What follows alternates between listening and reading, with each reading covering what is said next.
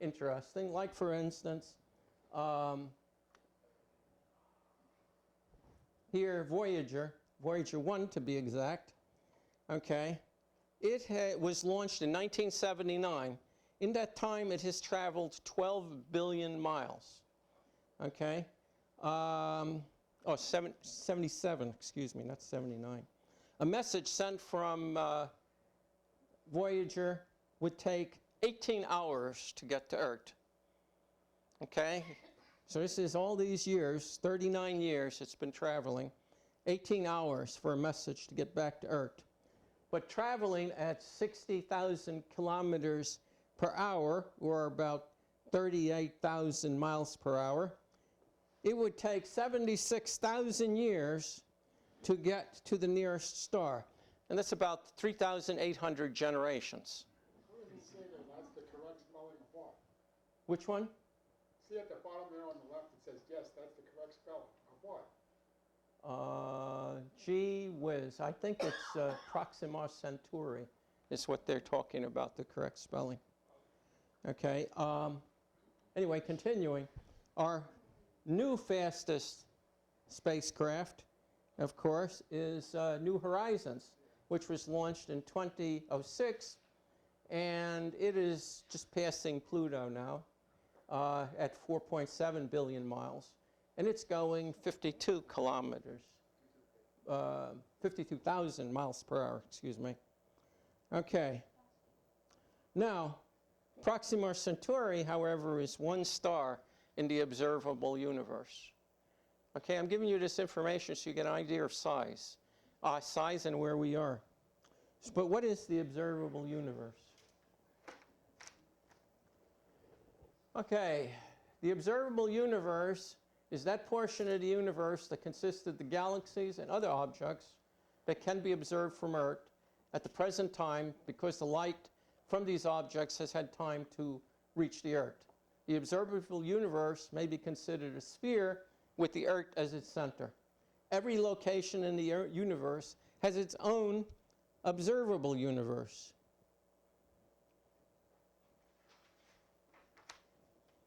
Okay. So now, this is going to be the one that I'll be interested in seeing what happens. Okay, yeah, that was the Big Bang. The universe contains the observable universe. Okay, the observable universe is 46.6 billion light years in radius. Okay, and it was born with the universe, of course, 13.8 billion years ago. The observable universe is contained in what we call the universe. Okay?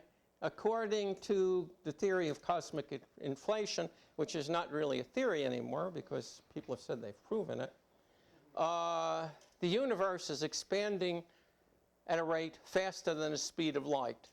To be exact, and exact with quotes around it, 30 million billion times the speed of light. In fact, the observable universe is bigger, much bigger, or the universe is much bigger than the observable universe. In fact, the universe is 10 billion trillion times larger than the observable universe. In fact, the universe is to, or the observable universe, let's get that right. The universe is to the observable universe as the observable universe is to an atom. Get some idea what that means?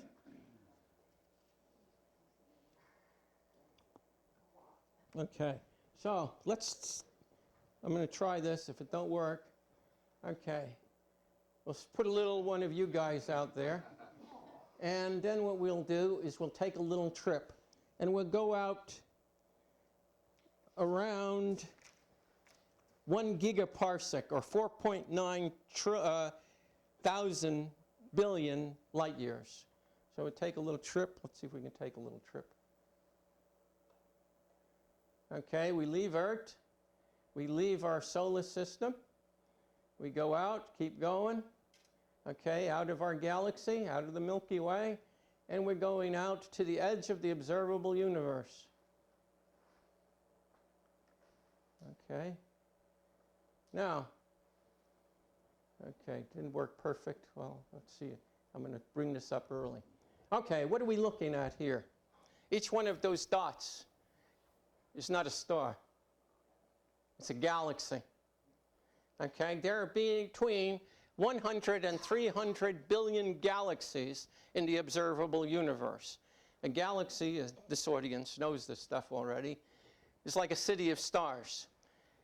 There are so many galaxies in the observable universe. If you took a grain of sand, put it on your index finger, held your hand out and looked through the grain of sand, you would be blocking the light of 10,000 galaxies. There are 1 septillion stars within that observable universe. Okay, remember, those galaxies are made up of stars. The observable universe contains a septillion stars. That's more stars than all the grains of sand on Earth.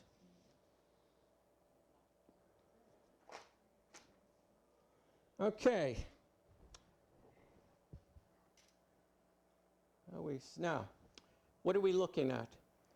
I told you that we're out looking back at the observable universe. Actually, we're not quite as far as I would have liked, but I didn't want to take any chances with this thing. But what are we looking at the right? What we're looking at is the cosmic web. Okay? When we get out that far, the galaxies look like a spider web. Actually, galaxies are grouped together in clusters. Clusters are grouped together in superclusters. Superclusters are grouped together in filaments, and filaments are grouped together in walls. Walls can be billions of light years long.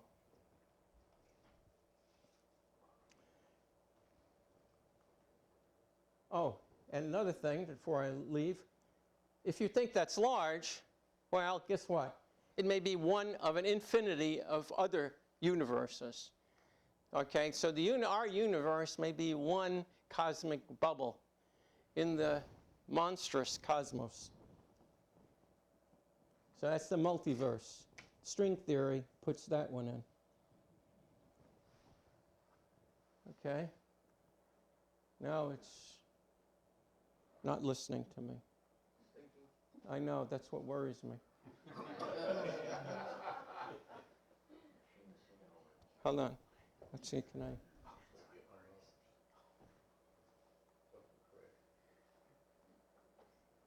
It's never done this before. Okay. Well, the next slide, I'm going to be talking about the Milky Way. So, we talked about 100 to 300 billion galaxies in the observable universe. We're only interested in one galaxy in this presentation, because that's interstellar space travel right now. I can travel within our own little home galaxy. Our home, okay, our solar system, and if I push the right key, okay, which is here, and by the way, that little speck there is the Earth. The Earth is 1 million times smaller than the Sun, okay, and our solar system is 28,000 light years from the center of the Milky Way. It's orbiting the Milky Way at a rate of 514,000 miles per hour. Okay, at that rate, it takes between 125 to 150, what? Not 100, 225 to 250 million years to orbit the center of our galaxy. Our galaxy is between 1,000 and 120,000 light years in diameter. Okay, which is significant.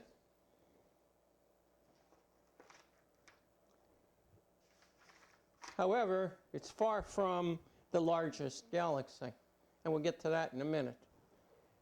The Milky Way is part of a cluster called the local group.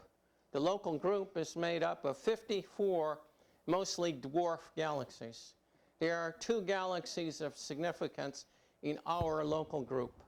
That is our galaxy, and that's significant to us, and M31, okay, the Andromeda galaxy.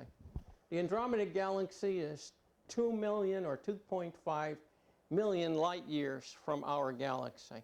But don't worry, guys. It's coming towards us at 250,000 miles per hour.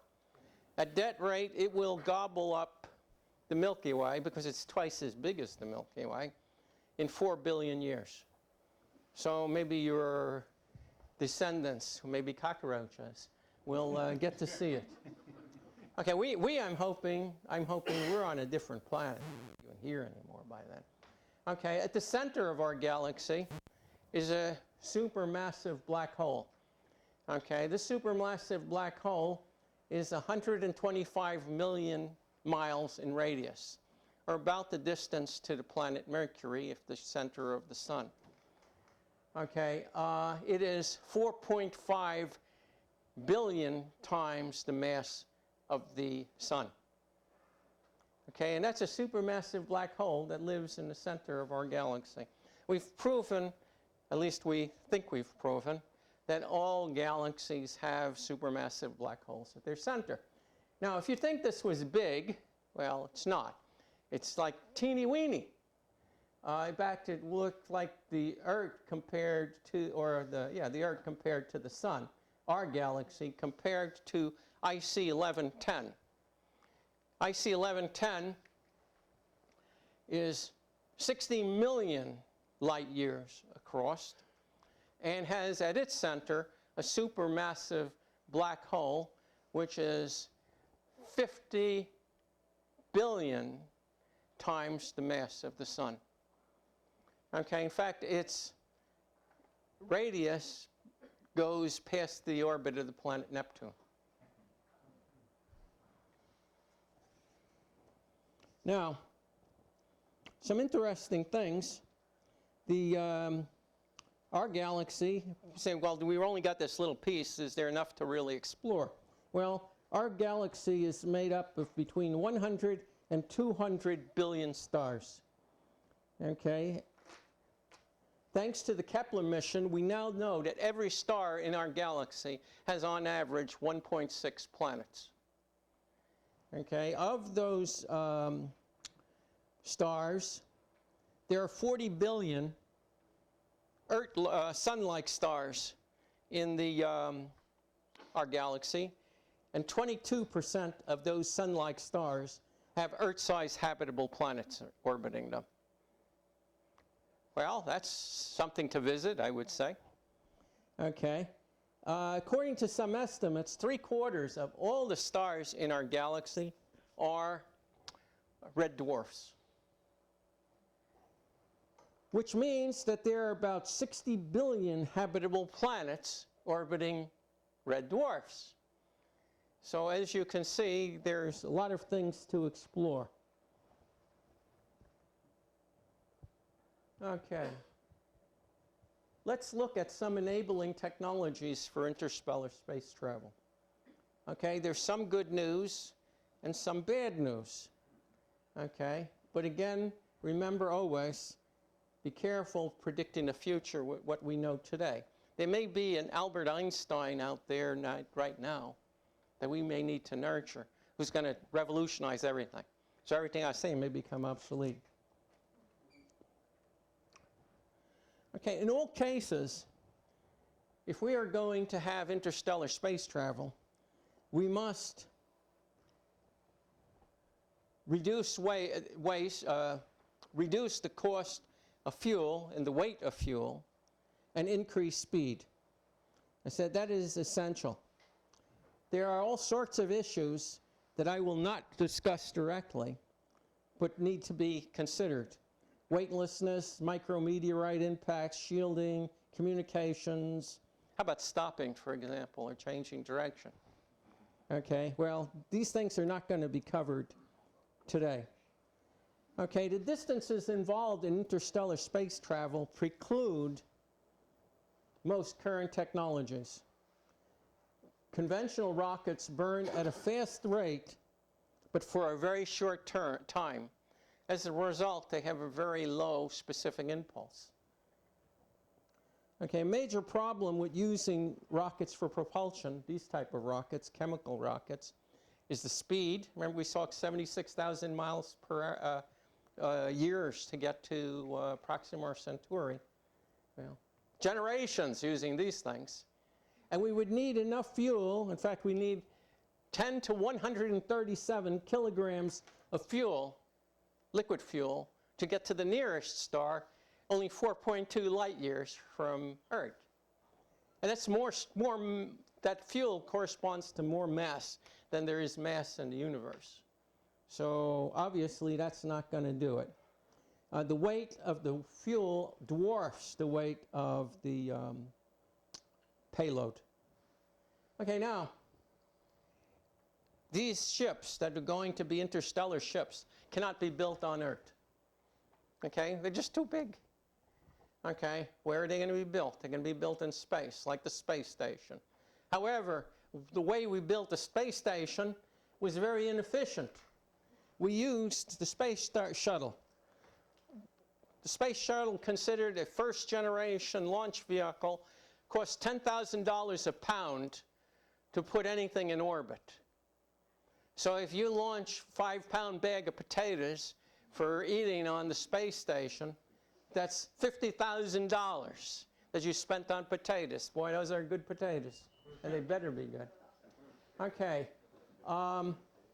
With the SLS, with the SLS, which is considered a second-generation rocket, it's going to drop the cost, or so they say, to $1,000 a pound.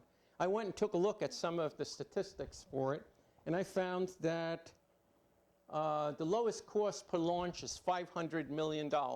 So whenever you see one of those SLSs launch, I think it's going to be next year, that's how much it costs. By comparison, the SpaceX Falcon costs $85 million to launch. Now, too expensive to build an interstellar spacecraft. We need to think differently. We need to think out of the box.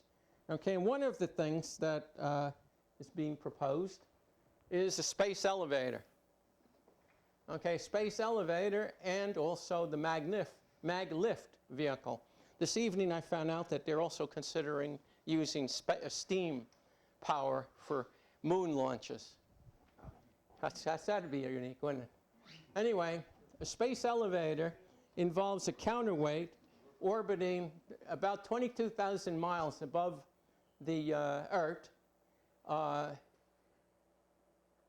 and that's the counterweight, and it has a carbon nanotube cable running from the equator up to the satellite. And this satellite, you can have people living in there. But it will reduce the cost of taking a pound of anything to $50 a pound. Okay, from $10,000 to $50,000. Now we're starting to talk reasonably values.